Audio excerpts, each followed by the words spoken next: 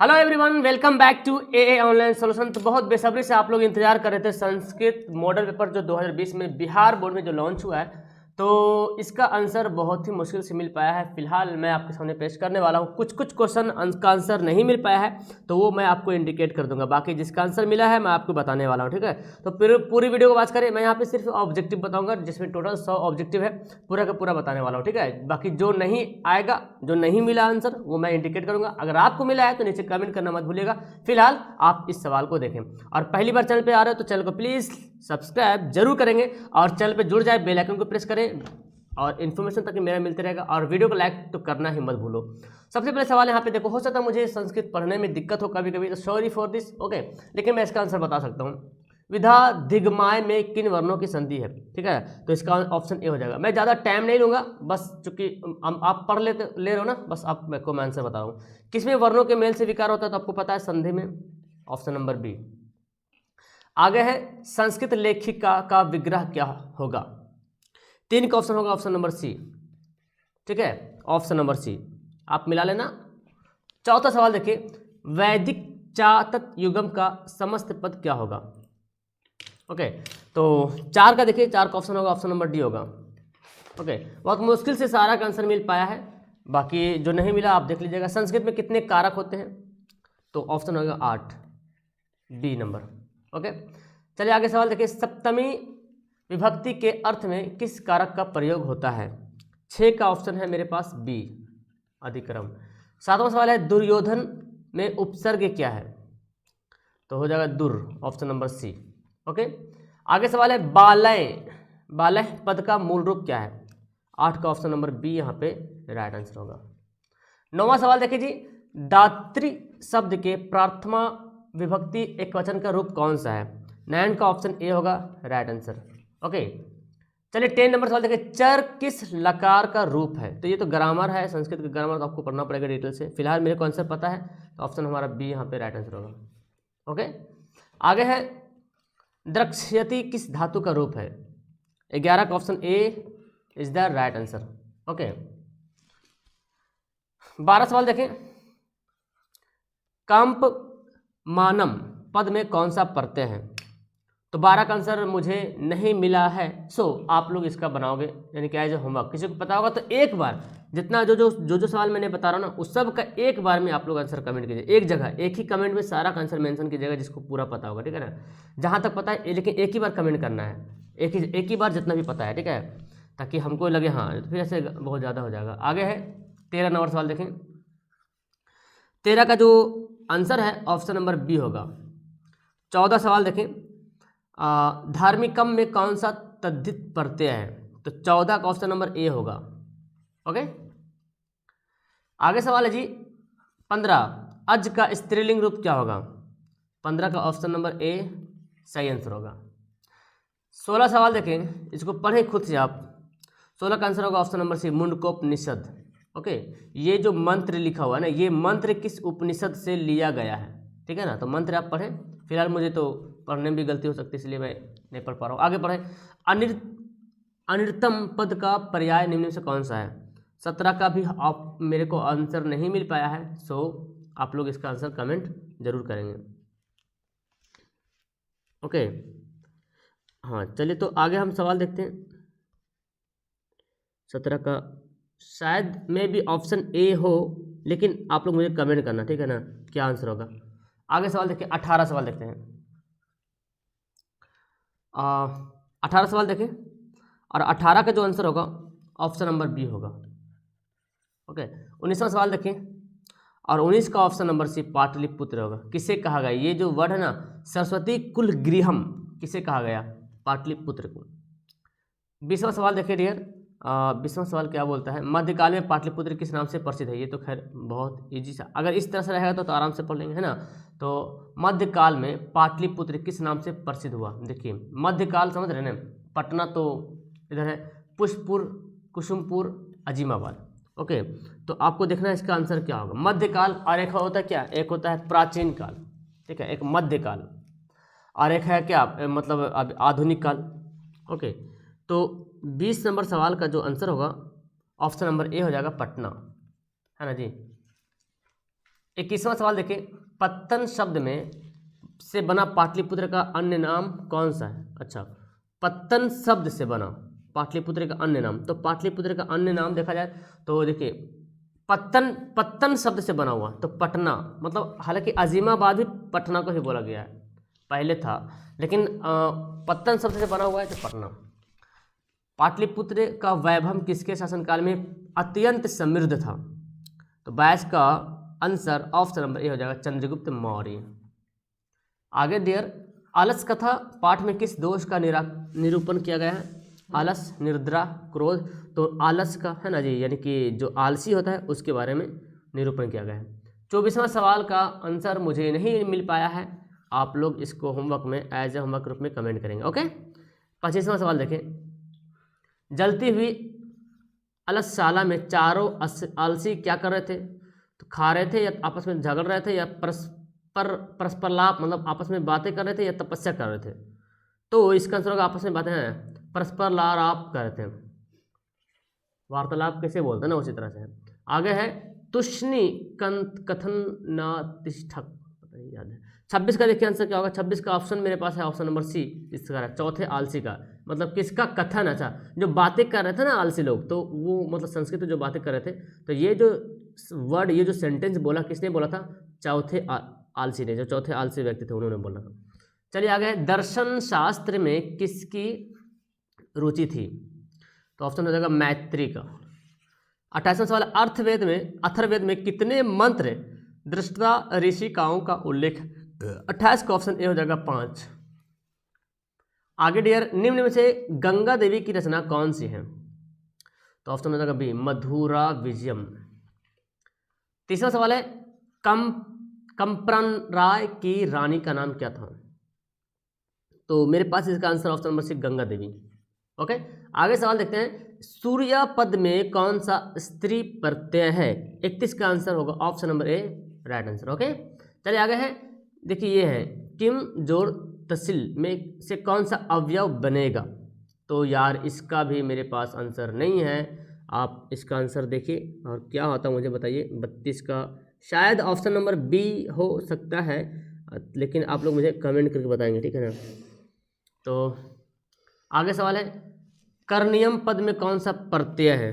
33 सवाल, 33 का ऑप्शन हो जाएगा सी, ऑप्शन नंबर सी। चलिए 34 सवाल देते हैं, 34 नंबर, धात यानी कि धातु के, अब यार पूरा पढ़ो तुम, क्या है? विधि लीड लकार प्रथम पुरुष एक वचन का कौन सा रूप है? 34 का आंसर हमारे पास हो जाएगा डी, इसका राइट आंसर होगा। 35 सवाल देखें, भूपति शब्द का रूप किसके समान चलेगा? तो 35 का आंसर होगा ऑप्शन नंबर डी। ओके, आगे है, किस पद में अधि उपसर्ग नहीं है? तो आंसर होगा ऑप्शन नंबर डी। अगला सवाल है, देखिए ये है, धिक अवयव के योग में कौन सी विभक्ति होती है? 37 का भी मेरे पास आंसर तो नहीं है। 37 नंबर सवाल शायद ऑप्शन बी हो, मैं कंफ्यूज हूँ, ठीक है इसमें, तो आप लोग मुझे इसका बताना आंसर क्या होगा। 38 सवाल, बाकी जो मैं छोड़ रहा हूँ आप लोग कमेंट करेंगे, ठीक है ना। कविशु कालिदासा श्रेष्ठा वाक्य के कविशु पद में किस सूत्र से सप्तमी विभक्ति हुई है? 38 का देखें, तो 38 का जो आंसर होगा ऑप्शन नंबर बी होगा, राइट आंसर। चलिए आगे दिया है, किसमें अव्ययीभाव समास नहीं है? अव्ययीभाव किसमें समास नहीं है? तो ऑप्शन नंबर बी, लंबोदर में, है ना। चलिए आगे सवाल है, किसमें विग्रह होता है? 40 का, विग्रह किसमें होता है? तो समास में, है ना, समास में विग्रह होता है। आगे है 41 सवाल देखें, और 41 का आंसर होगा ऑप्शन नंबर डी। ओके, 41 का डी आंसर होगा। 42 सवाल, गति जोड़ इति की संधि क्या होगी? तो 42 का आंसर होगा ऑप्शन नंबर ए, गतिति, ऑप्शन ए। 43 सवाल देखें, निम्न में से चेती का सही संधि विच्छेद क्या होगा? 43 का ऑप्शन ए हो जाएगा, राइट आंसर। 44 सवाल देखते हैं, किस संधि में विसर्ग में विकार होता है, विकार उत्पन्न होता है? 44 का आंसर होगा ऑप्शन नंबर सी, विसर्ग में, विसर्ग संधि में विकार जो उत्पन्न होता है विसर्ग संधि में। आगे, किस समास में उभय पद प्रधान होते हैं? इसका आंसर होगा ऑप्शन नंबर सी। ओके 46 सवाल देखें, और 46 का भी मेरे पास आंसर नहीं है, तो ये सवाल आपके लिए होमवर्क बनेगा। ठीक है, आप लोग इसको होमवर्क जरूर देंगे, जिसको पता है देना, नहीं तो फिर देखना किताब में वगैरह मिल जाएगा। भारत महिमा पाठ कहाँ से उद्धृत है, मतलब कहाँ से लिया गया है, तो इसका आंसर ऑप्शन नंबर बी होगा, पुराण से। चलिए आगे, अपगा का अर्थ क्या है, 48, ऑप्शन नंबर इसका बी, नदी। 49 सवाल देखें, धर्म जाति पर भेद, ये जो लिखा हुआ है, इस स्थान को उचित पद से भरें, जो उचित पद है। तो 49 नंबर का सवाल का, एक मिनट यार, 49 का जो आंसर है मेरे पास 49 का भी आंसर नहीं है। सो ये भी सवाल रहा आपके होमवर्क के लिए। तो बड़ा ही अलग टाइप का सवाल था, बहुत ही मतलब डीपली सवाल पूछा हुआ था। मेरे ख्याल से इतना डीपली एग्जाम में नहीं आएगा, लेकिन आप पूरा हाई लेवल के अच्छी तरीके से तैयारी करना है ना। चलिए, केशांत संस्कार किस संस्कार के अंतर्गत आता है, तो 50 का आंसर होगा ऑप्शन नंबर ए। 51 सवाल देखते हैं, शिष्य वेदारंभ कहाँ करते थे, तो भाई 51 का तो मेरे पास, एक मिनट, हाँ ए हमारा आंसर होगा, गुरुगिरी में। चलिए आगे सवाल है 52 सवाल, 52 का देखते हैं। तो 52 का जो आंसर होगा ऑप्शन नंबर बी होगा, केशांत, है ना। किस संस्कार का मुख्य कर्म योगदान है, किसान। 53 सवाल देखिए, किस संस्कार के अंतर्गत जात कर्म में संस्कार किया जाता है, तो इसका आंसर होगा ऑप्शन नंबर ए, शैशव संस्कार। चलिए आगे 54 देखते, कौन अविश्वासी पर विश्वास करता है, 54 का इसका आंसर होगा ऑप्शन नंबर सी, जो मूर्ख होता है। अविश्वासी जो विश्वास के लायक नहीं है उस पर विश्वास करता है, कौन, मूर्ख करता है। 55 सवाल देखिए, किसकी रक्षा विशेष रूप से करनी चाहिए, तो 55 का आंसर मेरे पास ऑप्शन ए होगा, राइट आंसर। शिक्षिका में कौन सा स्त्री प्रत्यय है, 56 सवाल, तो 56 का जो आंसर होगा ऑप्शन नंबर डी है, right answer. Okay, option number D.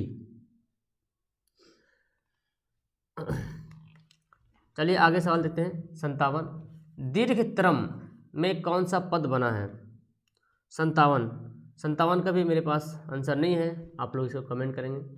Next है 58 सवाल देखें, 58 का आंसर होगा ऑप्शन नंबर ए।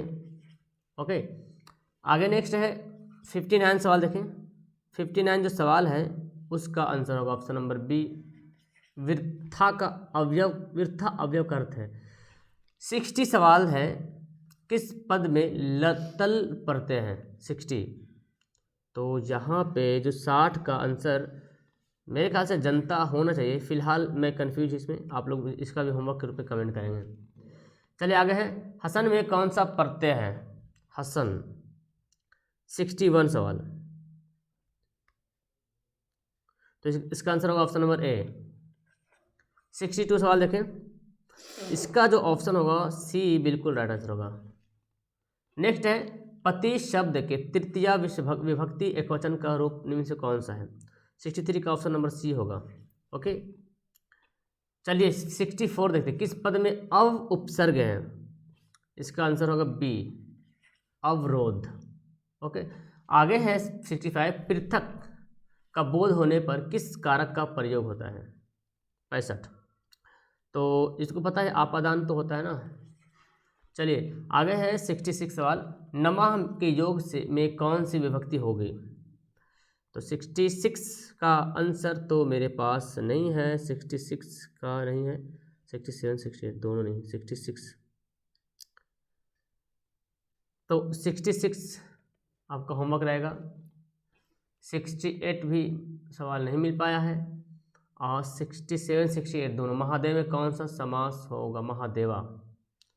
68 का कर्मधारय होगा, ठीक है, 68 का कर्मधारय होगा, ऑप्शन ए। आगे है 69 सवाल, 69 सवाल देखें, ठीक 68, हाँ ठीक है, 69 सवाल देखें, 69 का ऑप्शन नंबर बी होगा। ओके ठीक है, बाकी 70 सवाल देखें, खेलन त्रम, खेलन रतम में कौन सा समास है, 70, 70 का तो मेरे पास इसका आंसर भी तो नहीं है, 70 का भी आंसर नहीं मेरे पास डियर। कुछ नया सा लग रहा है ये, ठीक है ना। आगे देखते हैं, किस पद में स्वर संधि नहीं है? 71। किस पद में स्वर संधि नहीं है? तो 71 का ऑप्शन होगा ऑप्शन नंबर ए। 72 सवाल देखें, किन वर्णों के मेल से या बनता है? तो यहाँ पे जो सवाल देखने को मिल रहा है, ग्रामर से संस्कृत का जो व्याकरण है उससे सवाल ज़्यादा देखने को मिल रहा है क्या, तो आपको इस पर भी ज़्यादा फोकस करना है, ठीक है ना। 73 का ऑप्शन नंबर ए हो जाएगा, दीर्घ संधि, विद्या जोड़ आलय। तो भीखन टोला देखने के लिए कौन आए थे? 74 का आंसर होगा ए। तो यह किताब से बहुत कम सवाल देखने को मिल रहा है, बाकी किताब से मिलेगा, शायद मिलेगा 25 टिक। लक्ष्मी यानी कि किससे किससे प्राप्त होती है? ऑप्शन नंबर बी होगा। नेक्स्ट है, अर्थाभाव का अर्थ क्या होता है? तो इसका आंसर होगा ऑप्शन नंबर ए। आगे 77 है, स्वामी दयानंद सरस्वती का परिवार किसका उपासक था? 77 का ऑप्शन हो जाएगा ए, शिव का। ओके, 78 सवाल देखें, मूल शंकर को विरजानंद के दर्शन कहाँ हुए? Option number B right answer होगा। चलिए आगे सवाल है यहाँ पे, मूल शंकर में वैराग्य भाव का उदय कब हुआ? मूल शंकर में, तो 69 का आंसर होगा ऑप्शन नंबर सी, बहन की मृत्यु के बाद। रामायण के अयोध्या कांड से संकलित पाठ निम्न में से कौन सा है जी? आंसर होगा मंदाकिनी वर्णनम। दान किनको देना चाहिए? एकाशिक हो जाएगा ऑप्शन नंबर डी, गरीबों को। आगे है 82 सवाल को पढ़ें आप खुद से। 82 का आंसर होगा ऑप्शन नंबर सी। 83 सवाल देखें, 83 का आंसर होगा डी राइट आंसर, अर्जुन के लिए। 84 सवाल देखें और 84 का आंसर होगा ऑप्शन नंबर बी। ओके, 85 सवाल देखें, सर्प की जिह्वा के समान चंचल क्या है? तो इसका आंसर होगा ए। ओके, किताब वाला तो सवाल मिल जाएगा कहाँ। 86 सवाल देखें, इसका आंसर होगा ऑप्शन नंबर ए। जो इजी है तो आपको तो पता चल गया, एग्जाम में जो इजी मिलेगा ना सबसे पहले आपको उसी को बनाना है, ठीक है ना। इसका आंसर ए होगा, जो इजी सवाल है एग्जाम में जो कंफर्म है उसी को पहले सटीक पहले रंगना है। ओके, 88 का ऑप्शन होगा बी नंबर। आगे सवाल देखें 89, देशों के बीच विवादों का समाधान करना किसका काम है? 89 का आंसर होगा संयुक्त राष्ट्र का। योग दर्शन के प्रवर्तक कौन है? योग दर्शन पतंजलि होगा, है ना, पतंजलि। नेक्स्ट, आचार्य चरक की रचना कौन सी है? 91 का ऑप्शन होगा बी। ओके, चलिए 92 देखिए, किस शब्द में डी प्रत्यय है? ये सवाल आया भी शायद, बहुत बार सवाल पूछा जाता है ये वाला सवाल। 92 का आंसर होगा ऑप्शन नंबर ए। 93 सवाल देखें, 93 का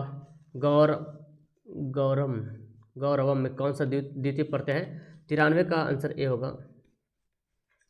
और 94 सवाल देखें, 94 का आंसर होगा ऑप्शन नंबर बी। ओके, बाकी देखते हैं 95 का, एक मिनट जी, यहाँ पे देखिए 95 का तो मेरे पास आंसर नहीं है। 95 का तुम लोग ऐसे होमवर्क समझना, ठीक है ना। वित्तन प्रत्यय किस पद में है? 96 सवाल देखें, 96 सवाल, 96 का जो आंसर होगा ऑप्शन नंबर बी होगा। ओके, और 97 निष्कम शब्द में उपसर्ग कौन है? 97 निष्कम, ये भी मैं कंफर्म नहीं हूँ, ठीक है ना, ये भी मुझे कंफर्म नहीं है, तो इसका भी होमवर्क तुम लोग अगर बनता है तो होमवर्क कमेंट करना तुम लोग। 89 सवाल देखें, 89 सवाल देखें क्या होगा? इसका आंसर होगा ऑप्शन नंबर डी। और 99 सवाल देखें क्या बोलता है, ये पढ़िए, नज समास का पहला पद क्या है? तो इसका आंसर होगा ऑप्शन नंबर बी। और 100वां सवाल का जो ऑप्शन होगा वो होगा ऑप्शन नंबर ए। तो थोड़ा सा हल्का सा डीप टाइप का सवाल भी था, और ग्रामर का सवाल कुछ ज़्यादा ही डीपली था। तो जो मुझसे नहीं हो पाया, आप लोग अगर आपसे बना है तो नीचे कमेंट जरूर करना है। ओके डियर, और बाकी किताब से भी कुछ सवाल था डीपली, तो अगर मेरे से हो सकता है मे भी मिस्टेक भी होगा तो वो भी कमेंट करना। ओके, डोंट वरी, शर्माना मत, नीचे कमेंट सब सारा कमेंट एक बार कर देना जो जो आंसर में आपको लगता है इसका आंसर ये होगा। ओके, ताकि मैं एक बार फिर से देख लूँ उसको। ओके, लास्ट करते हैं वीडियो का। पहली बार आप लोग आए हैं तो चैनल को सब्सक्राइब कर लीजिएगा, वीडियो को लाइक करना मत भूलिएगा। Okay that's all, thank you everyone, मिलते हैं नेक्स्ट वीडियो में, बाय।